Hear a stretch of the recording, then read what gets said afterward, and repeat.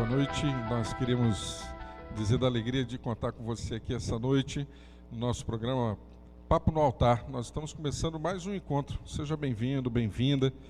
E hoje nós temos a presença do nosso querido Thomas Souza, ele que é coordenador de um projeto muito interessante, você vai conhecer, chamado Voz na Rua, aqui na cidade do Recife, em Pernambuco. Nós queremos convidar você para os próximos 45 minutos, vamos estar juntos, e você sabe como é que o nosso programa funciona. Você pode acessar a minha fanpage no Facebook, fazer a sua pergunta, postar o seu comentário, interagir conosco. O tema do nosso encontro é, afinal, quando é que a igreja vai sair de si mesma? Quando é que ela vai abrir as portas, olhar para o mundo, para a sociedade? Quando é que ela vai girar, não em torno das suas necessidades, mas daquilo que a sociedade, essa geração clama, pede? E Jesus vai dizer que se nós nos calarmos, corremos um grande risco, os paralelepípedos falarão, gritarão.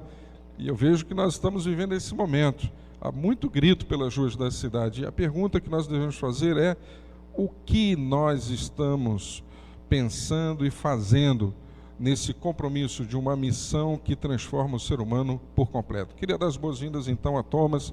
Thomas, seja bem-vindo. Obrigado, pastor, pelo convite. Prazer estar aqui. É um prazer nosso te receber. Ô Thomas, para começar, para aquecer a nossa conversa, esse papo aqui na nossa catedral, eu queria lhe perguntar o que é, de fato, esse projeto, o projeto Voz na Rua, aqui no Recife. Então, boa noite a todo mundo que está aí. Voz na Rua é um ministério interdenominacional que surgiu de forma despretensiosa 4 anos atrás. Foi interessante, Sérgio, quando começou esse projeto, porque Deus vinha incomodando meu coração para que a gente pudesse fazer alguma coisa para fora dos portões. E eu tinha percebido que a movimentação da igreja na qual estava era toda para dentro de si. A única programação evangelística era chamar alguém para o culto. E eu senti uma necessidade muito, muito grande de ir ao encontro. Então eu fui assistir um filme, e era o livro de Eli. E o livro de Eli tem uma temática que fala da Bíblia, né? Um cenário pós-apocalíptico.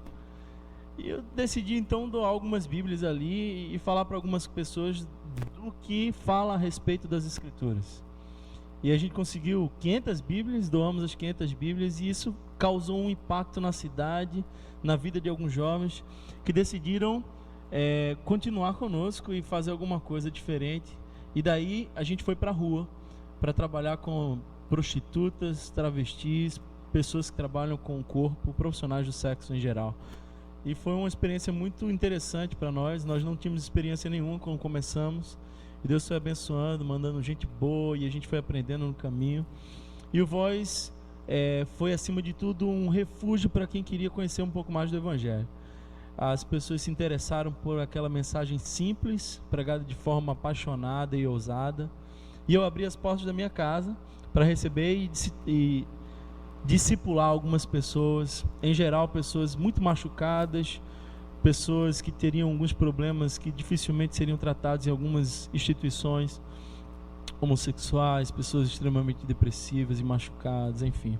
Quando você diz assim que as pessoas estão machucadas e dificilmente seriam tratadas em algumas instituições, você se refere a algumas igrejas? Eu tenho percebido hoje que algumas instituições, elas têm dificuldades em lidar com alguns problemas.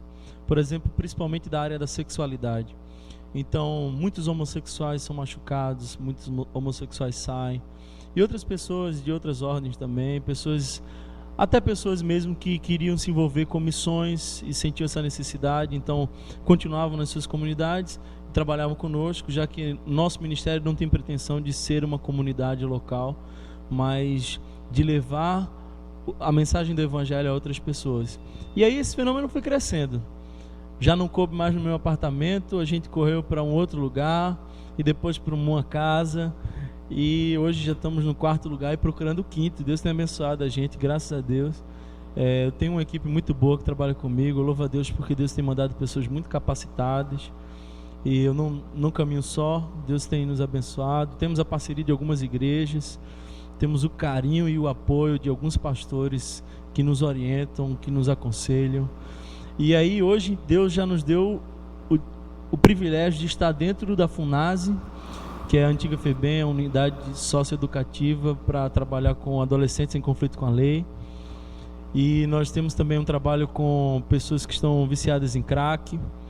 Temos um trabalho muito legal com adolescentes em situação de risco. Então, a gente faz um acampamento visando trabalhar questões familiares, questões de vida profissional, projetos de vida. Inclusive, já estivemos falando aqui na sua igreja sobre isso e recebemos o apoio e o carinho, do qual eu sou muito grato. E muitas outras ações que nós temos desenvolvido, com a graça de Deus, na simplicidade do Evangelho. Nós não temos grandes pretensões, não queremos abrir filiais, queremos apenas falar de Jesus. O projeto tem quanto tempo? Quanto tempo o projeto já está acontecendo? A gente já está há 4 anos. 4 anos. E envolve quantas pessoas? E eu queria aproveitar o gancho e perguntar, como é que essas pessoas que participam com você, como é que elas abordam as pessoas na rua ou nas ruas da cidade? Como é que é feita a abordagem? Como é que esse processo de evangelização se dá? E eu queria aproveitar e fazer um comentário interessante, porque a gente vai notando que esse tipo de trabalho, não é, de evangelização, de encontrar o outro, nos faz deparar com um fenômeno incrível. Não sei se você concorda comigo. É que você vai evangelizar e que você chega lá e é também evangelizado. Não tenha dúvida que não somos. É? Você acha que isso acontece? E me fala aí mais sobre isso. Ok. O Voz hoje tem uma média de 30 pessoas trabalhando de frente, talvez um pouco mais que isso. Nós temos uma média de 150 jovens que estão direta e indiretamente ligados com o projeto, dos quais 30 estão na rua, 30 estão na FUNASE, 30 estão trabalhando com pessoas em situação de risco. Esses estão bem mais envolvidos com a causa. Mas a gente não acredita no evangelismo que um dia foi tão forte, que é aquela panfletagem. A gente acredita na única metodologia de evangelismo que Jesus usava, que era por relacionamento. Então a gente não vai condenando pessoas, a gente não chega num travesti e fala que você vai para o inferno, você precisa mudar. A gente chega falando do amor, a gente dá um abraço, a gente leva preservativo, a gente leva água, a gente chega propondo para eles algo que eles até então, na grande maioria das vezes, não viram, que são pessoas que decidiram encarnar o amor de Jesus. Então, nossa metodologia de evangelização é o amor. E a gente acredita que evangelismo não tem uma ideia de trazer pessoas para dentro da igreja. Evangelizar e ser evangelizado, e aliás, conversão é o processo, é o fenômeno no qual nos deparamos quando nós somos convidados a parecer um pouco mais com Jesus. E isso tem acontecido, Sérgio, de uma forma muito bela. Muito bela. Nós saímos de lá sempre muito abençoados. Eu confesso para você que às vezes sair no domingo, meio-dia, 1h, para entrar dentro de uma FUNASE, às vezes é um pouco incômodo para nós. E é de uma renúncia muito grande. E nem sempre eu vou para a FUNASE a fim de ir para a FUNASE. Mas todas as vezes que eu volto celebrando a minha ida. Porque sempre Deus fala conosco lá e nós somos extremamente abençoados. Um fato interessante que aconteceu alguns dias atrás, nós estávamos na rua e um travesti já havia passado por uma igreja, já tinha uma história, já conhecia a mensagem. E ele começou a falar para nós do amor de Jesus, da importância do nosso trabalho de estar ali, de levar a igreja para eles. E foi interessante, porque em determinado momento eu disse: você poderia orar por nós? E o travesti olhou assim: posso. E ele fez, Sérgio, uma das mais belas orações. Não foi uma oração trabalhada teologicamente, mas foi daquela que brota do coração e é a única que pode ser ouvida nos céus. E nós fomos muito abençoados ali e sempre somos. Eu acho que Jesus nos ensina muito naquele lugar. É muito bom ir para ali. Eu aprendo um pouco mais do Evangelho e me converto cada vez que vou. Eu creio muito nessa direção, né? Da gente no encontro com o outro, aprender com o outro, né? E às vezes nós temos uma aparente pretensão, né, como que detentores da verdade, como se não tivéssemos que aprender com o outro. Me lembro de uma experiência que eu tive certa vez, numa viagem que eu fiz a Lima, no Peru. Eu fui participar de um encontro, de uma organização de um reverendo amigo meu querido Davi Limo, e ele era coordenador executivo dessa organização chamada Rosa Blanca, que trabalhava com travestis, com transexuais. E eu me lembro de uma experiência de diálogo com duas pessoas, não é? E foi muito intenso para mim. Eu tive a oportunidade de conversar com elas sobre as suas próprias condições, né? E como é que elas se percebiam e como é que elas percebiam a proximidade do Evangelho. E você tem razão, muitas dessas pessoas foram machucadas profundamente pelas igrejas, né? pelas lideranças, na sua abordagem, nas suas afirmações. Infelizmente, Thomas, nós somos muito rápidos em mandar as pessoas para o inferno, né? Parece que há uma necessidade de que isso aconteça. Sérgio, né? A gente fez uma pesquisa com os travestis com quem trabalhamos e a gente viu que é uma média de mais ou menos 70% deles já passaram por uma igreja evangélica. Já foram membros atuantes de uma igreja evangélica, saíram, na grande maioria deles, por conta da questão da homossexualidade e da falta de sabedoria de alguns de lidar com isso. Então, infelizmente, nós precisamos aprender a ser o hospital dos doentes e não o museu dos santos. Thomas, olha só, tem algumas pessoas que estão assistindo aqui conosco, Lineu Rezende, Mariana, Mateus, inclusive Poliana Amaral, e tem uma pergunta aqui interessantíssima. Pastor, pergunta para o Thomas, em relação à instituição igreja tradicionalmente organizada, qual das frases cantadas pelo Chico Science fazem mais sentido para você, Thomas? Eu, me organizando, posso desorganizar, ou eu, desorganizado, posso me organizar? Está entendendo? Uma pergunta interessante. Eu, me organizando, posso desorganizar, ou eu, desorganizado, posso me organizar? Responda ao Mateus aí, por gentileza. Você me desorganizou. Um abraço para você, Mateus, Poli, um casal muito querido. Eu acho que a gente precisa desorganizar algumas estruturas e nos reorganizarmos com base no Evangelho. Eu não sou um militante contra a instituição, acredito muito que Deus usa algumas instituições, mas quando a instituição fica em torno de si mesma, ela não consegue sair de si. E aí a gente cria um belo saleiro, onde as pessoas se sentem confortáveis, mas não saem. Eu não sei dizer exatamente o que Deus espera de mim. Deus tem iluminado passo a passo, e eu com muita humildade tenho tentado aprender o que Ele está querendo me dizer. Mas eu acho que Deus está desorganizando muita coisa na minha vida para me reorganizar. Então essa seria a frase que faz mais sentido para mim. Eu estou desorganizado. Olha só, você pode participar conosco, mande o seu post, entre na minha fanpage, Sérgio Andrade, escreva, participe aqui conosco. Nosso Papo no Altar hoje conta com a presença do nosso querido Thomas Souza, coordenador do Voz na Rua, um ministério de evangelização, de alcance amplo, de pessoas que vivem nas ruas da cidade do Recife. Nós contamos com você, convide seus amigos. Ainda temos 30 minutos de um bom bate-papo ao lado do nosso querido Thomas. Thomas, eu fico pensando nessa dimensão, né, do compromisso cristão com a transformação do mundo, né? Eu estava lendo uma entrevista, aliás, uma reportagem hoje, do jornal o Globo, dizendo que uma pesquisa recente aponta que existem em torno de 50 e poucos por cento, menos, 51% de jovens católicos e 30 e poucos por cento, quase 30% de jovens evangélicos no Brasil. Uma soma rápida, em torno de 75, 80% dos jovens brasileiros são cristãos.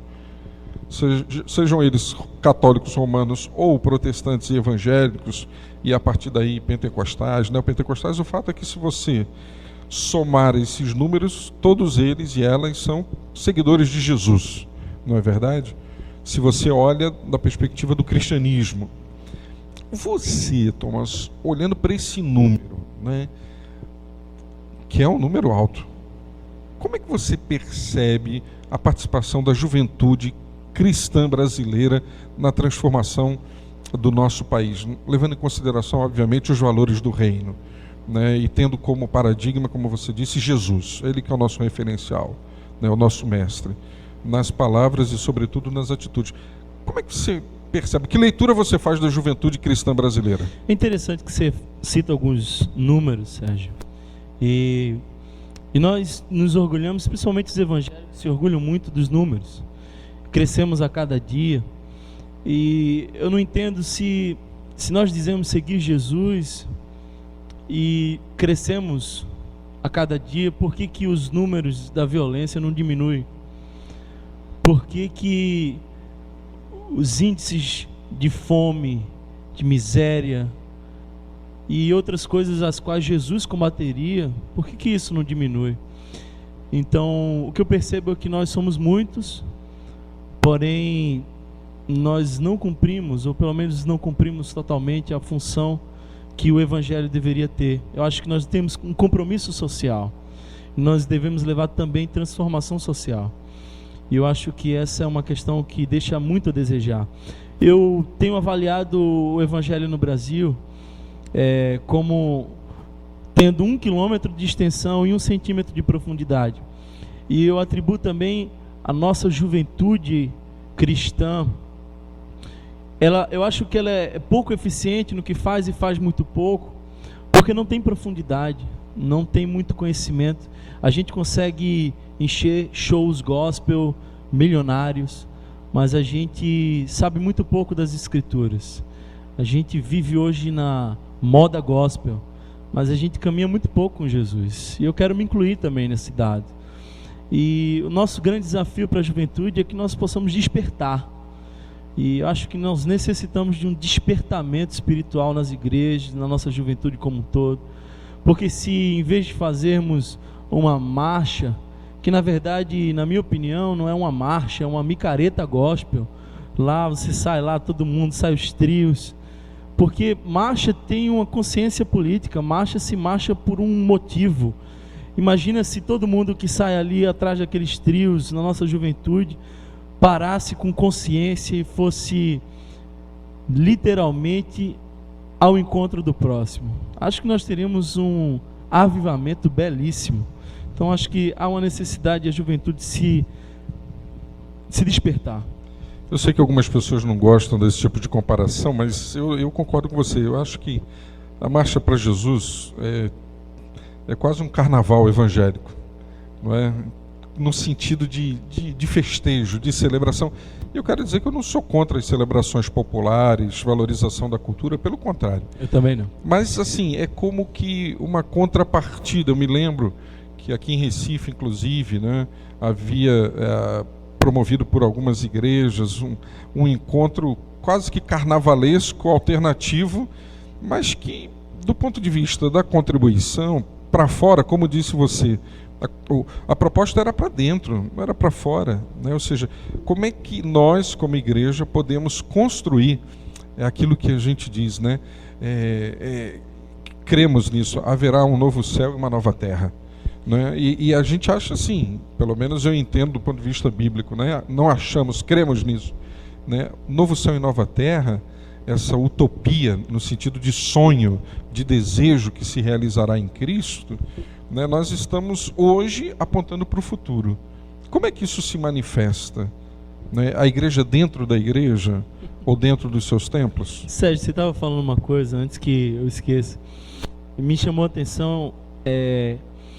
Nós estamos vivendo uma onda de manifestações políticas e muitos protestos, e num deles eu estive presente e pude ver ali uma marcha, a marcha por um ideal, a marcha com um objetivo, e era jovens, e eu fiquei tentando fazer uma ponte entre a marcha por Jesus e as manifestações, os protestos que tivemos, e eu percebi que na marcha por Jesus temos muito poucos objetivos claros, dos quais os protestos tinham e eu acho que nós poderíamos absorver alguns deles. Por exemplo, a igreja precisa se manifestar contra as injustiças. Eu creio, eu entendo a igreja como o corpo de Cristo que precisa se manifestar contra a fome, contra a miséria. Nós precisamos nos manifestar. E isso não é um convite a uma micareta, nem um carnaval, mas, de fato, a levantar a bandeira do Evangelho. Queria voltar a um tema que você já abordou aqui, que é esse trabalho que vocês realizam nas ruas da cidade.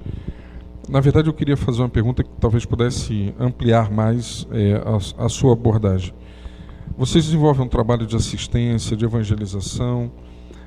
Há algum tipo de trabalho, tanto para essas pessoas que vivem nas ruas, como os jovens em situação de jovens infratores, não é?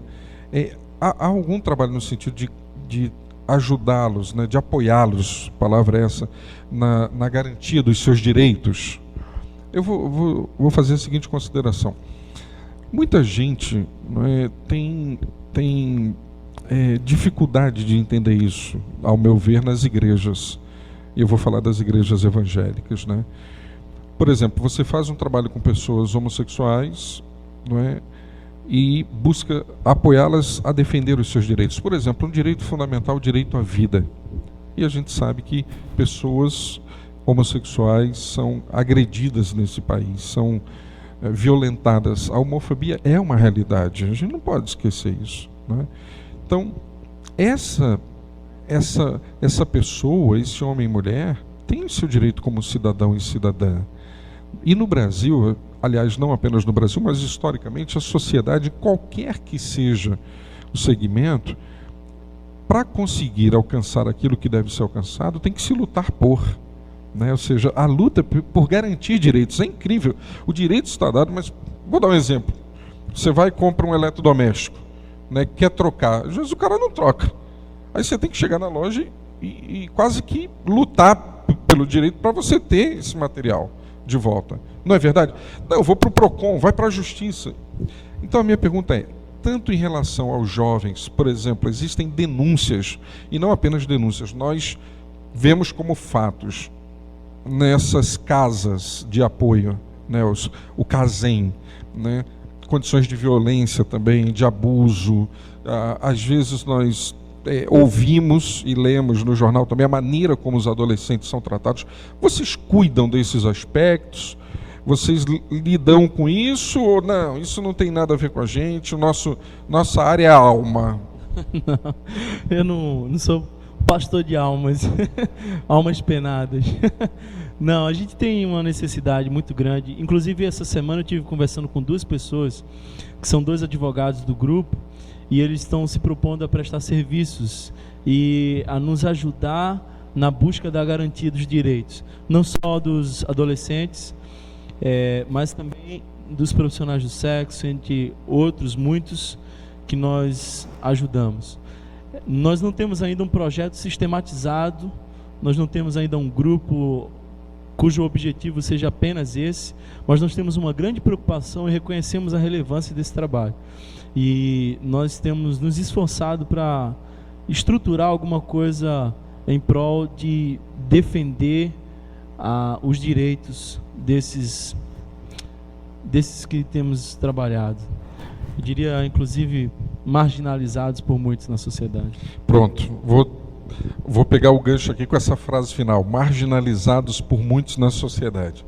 Queria mandar um abraço para você, Lucas Henrique, que está participando conosco, assistindo o nosso programa pela internet.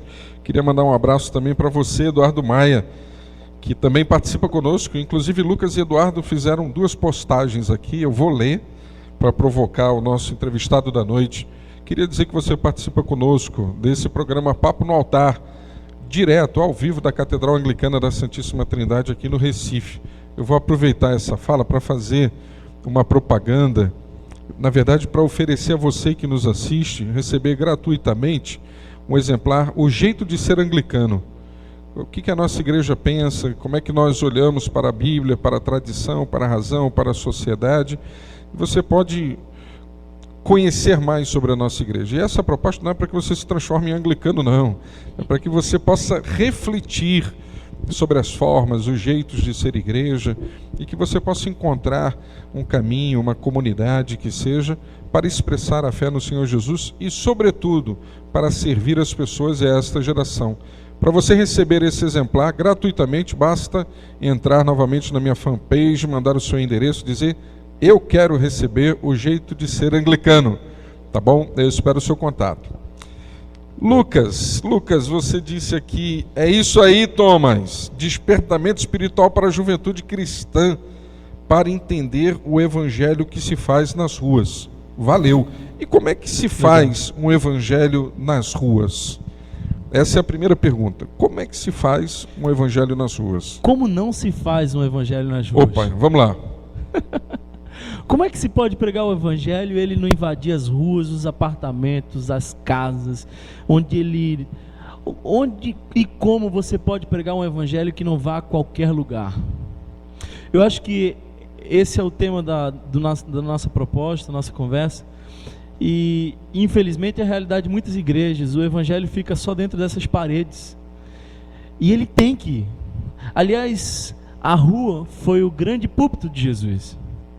Jesus, ele frequentou muito poucos os lugares religiosos, ele foi pouco ao templo, às sinagogas, ele vivia na rua, ele vivia com os pequeninos, com as prostitutas, com os necessitados, e nós precisamos ter missão como estilo de vida. Charles Spurgeon disse uma coisa interessante, ele disse: ou você é um missionário ou é um impostor.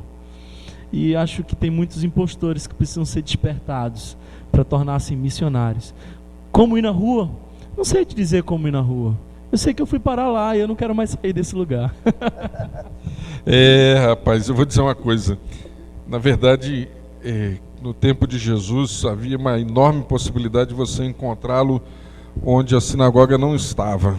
Não é verdade? Exatamente. Onde os religiosos não se faziam presentes, né? Aliás, essa turma não gostava muito de Jesus. Eu vou falar uma coisa aqui como pastor. Eu acho que se Jesus viesse hoje, é claro que ele vai vir, mas numa outra perspectiva, mas se ele viesse para essa geração, eu vou dizer como pastor, possivelmente eu faria parte da turma que o crucificaria. Estou sendo muito sincero, assim, porque nós religiosos, né, temos uma tendência muito forte a olhar para si, para dentro de si mesmo, né, para defender essa institucionalidade, para sermos mais conservadores, etc. e tal. Então, é bom lembrar que foi esse segmento social, né, que se aliou aos poderosos para crucificar Jesus. Né? Os religiosos tiveram participação, eu diria, diferenciada nesse processo, né? Eles pesaram muito para que Jesus fosse crucificado, até porque havia uma expectativa de um outro Messias, né? Uma perspectiva diferente. E de repente vem aquele cara, como disse você, né? Andava com as quengas, não é? Porque prostituta é um nome muito bonito, né? Mas Jesus andava com quem? Aqui no Nordeste a gente diz, né? Com as quengas, com as pessoas que são profissionais do sexo. Jesus andava com os publicanos, essa turma que extorquia o povo, né? E a Bíblia diz que ele, inclusive, ia na casa desse pessoal, se alimentava, devia ficar sentado. Imagina a cena, a pastorada se arrepiando, né? Dizendo: o que esse cara está fazendo aí, que não está na sinagoga? E aí Jesus diz: em verdade vos digo que estes vos precederão no reino dos céus. Meu Deus! Essa é uma coisa que a gente não consegue entender. Sabe uma das coisas que eu acho belas? É quando alguém procura Jesus e pergunta: Jesus, onde assistes? Onde é que tu está pregando? Onde é que tu está reunindo o povo? E ele fala: vem e vê. Vem comigo, vem no caminho. Os discípulos de Jesus, antes de serem chamados cristãos, eram conhecidos como os do caminho. Não tem como a gente seguir Jesus e a gente não se deparar com o desafio de ir para as ruas. Então eu quero convidar você que está ouvindo esse papo, para você sair aí e encontrar o seu próximo. Eu estava pensando um pouco sobre a parábola do bom samaritano, e é interessante quando ele leva aquele cara para uma hospedaria, e eu queria comparar aquela hospedaria com a igreja. Infelizmente, muita gente doente tem chegado, mas a gente ainda não aprendeu a cuidar. E muito menos a gente aprendeu a ir lá buscá-la e trazer. Então, quero convidar você que está ouvindo esse papo para aprofundar a sua consciência no Evangelho e tomar uma atitude radical de sair do conforto, de ir em direção ao próximo, de se envolver com as causas que Jesus se envolveria. Então, vamos à pergunta de Eduardo Maia. Falei aqui com o nosso querido Lucas que nos assiste, mas nós não lemos.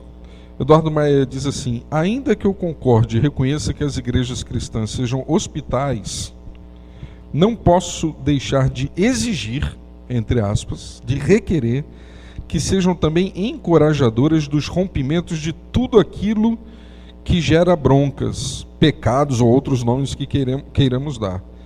Percebo que o discurso de aceitar a todos, e isto está absolutamente certo, também deve nos levar a renovar e nos transformar segundo o Evangelho. Olha aí, Thomas, o que você acha desse pensamento aqui? Essa é uma provocação, né? Eduardo Maia, meu querido Eduardo Maia, provocando a gente aqui uma proposta que rompa, né? que provoque a igreja. Olha, Jesus fez isso de maneira muito especial. Inclusive teve um outro personagem bíblico, eu vou ser breve, nosso entrevistado é o nosso querido Thomas, mas João Batista, né? Acabou com a cabeça na bandeja, grita até hoje, né? Por quê? Porque rompeu, né? Imagina só, sujeito dizer raça de víboras. Imagina, vocês são cobras, serpentes. Imagina dizer isso em relação aos religiosos da época, hoje, digamos, às igrejas, né? Essa coisa, então, eu quero lhe perguntar, esse aspecto profético, Thomas, de dizer à igreja, acorda, tem que sair, tem que perceber, como é que é isso? Eu acho que o ser humano é tendencioso a caminhar em perspectivas polarizadas. Ou às vezes a gente não vai e não acolhe, ou às vezes a gente fala assim, ó, vem, fica como você está, você não precisa mudar coisa nenhuma e estamos juntos. O mesmo Jesus que acolhe é o Jesus que acerca dele se diz duro é esse discurso, quem o poderá ouvir? E as pessoas começam a se evadir do local e ir embora, porque Jesus percebe que a intenção das pessoas era outra. Eu acho que eu não preciso me preocupar muito em policiar a mudança de ninguém. Eu acho que o Espírito Santo se dá conta do recado. Eu acho que quem muda é o Senhor Jesus. Eu não mudo com o meu policiamento, mas de maneira nenhuma eu me isentarei de falar a mensagem que nos convida, inclusive a mim, a conversão diária, a mudança diária. Olha, mano, você que fez essa pergunta, ora por mim, porque tem coisa que eu não consegui me livrar até hoje. E eu sei que você também não. E nós precisamos ter paciência uns com os outros. Mas eu e você, nós não podemos nos calar diante da mensagem, que é também um chamado à conversão, à mudança, à metanoia, à transformação. Não existe evangelho sem mudança. Todo mundo que se encontra com Jesus é ex alguma coisa.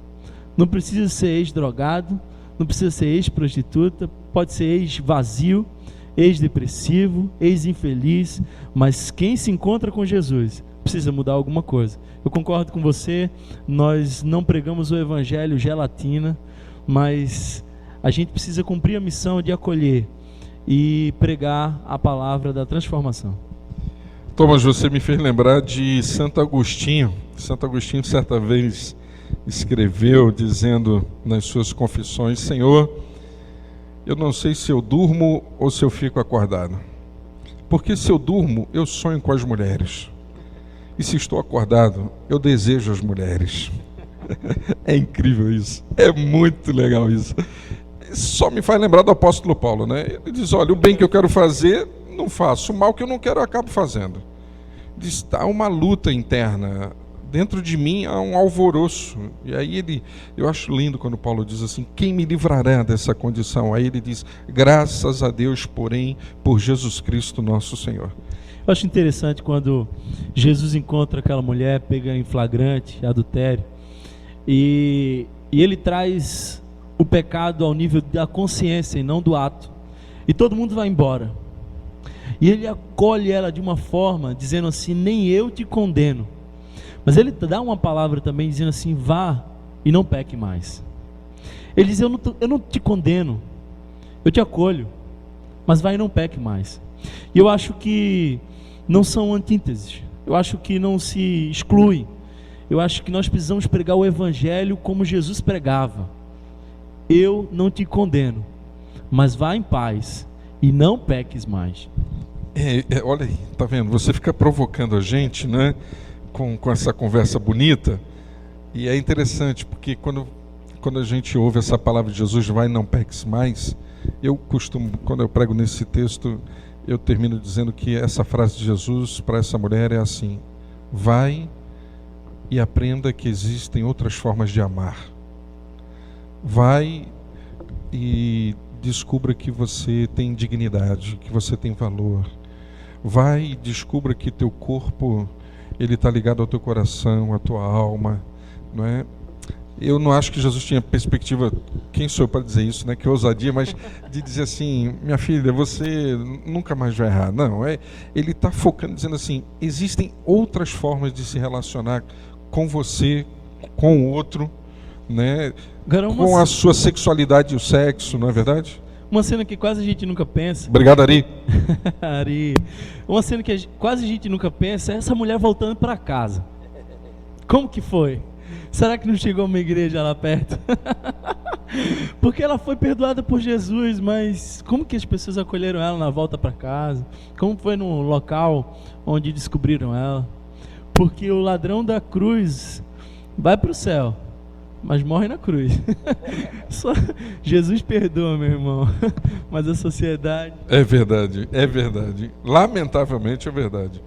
Gente, queria dizer que você está assistindo conosco, Papo no Altar. Seja bem-vindo, bem-vinda. Nossa oração é que Deus possa estar abençoando a sua vida. Eduardo Maia postou mais uma vez aqui: Santo Agostinho, sou fã. Muito obrigado pela sua participação. Incrível como a hora voa. Já são 8 horas e 10 minutos. Nós temos mais 5 minutos.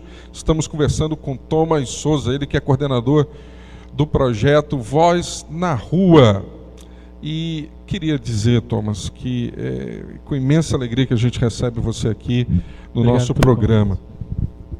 E eu queria lhe fazer mais uma pergunta. Como é que você olha, Thomas, assim, para essa condição da igreja no futuro, né? Você tem um trabalho que é interdenominacional, você tem um trabalho que foge aos muros do templo, né? Que palavra você daria aos pastores, né, aos líderes, pastoras das igrejas, né, como desafio, a partir do que você tem visto nas ruas da cidade? Não sei se você vai concordar comigo, mas eu creio que a gente vai, um momento ou outro, ser perseguido. E eu acho que vai deixar de ser moda ser cristão. E eu creio que a perseguição talvez ajude em algumas mudanças radicais. Então, eu acho que no futuro, não muito próximo talvez, as igrejas serão aqueles pequenos grupos pastoreados com muita sinceridade, nos lares, em alguns espaços.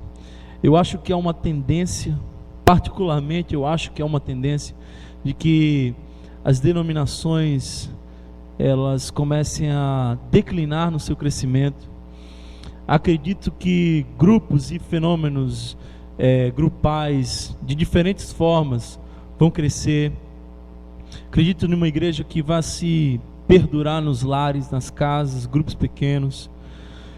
Eu enxergo o futuro com bons olhos, no sentido da igreja. Mas eu acho que nós vamos passar por grandes transformações nas próximas décadas. Quero estar vivo e fiel a Deus para percebê-las e seguir firme. Eu creio que o Senhor tem o seu povo na terra e quer com nome ou dentro de um templo, ou quer fora dele, haverá sempre os dele, em qualquer lugar. Amém, amém. Thomas, nós estamos chegando ao final do nosso programa.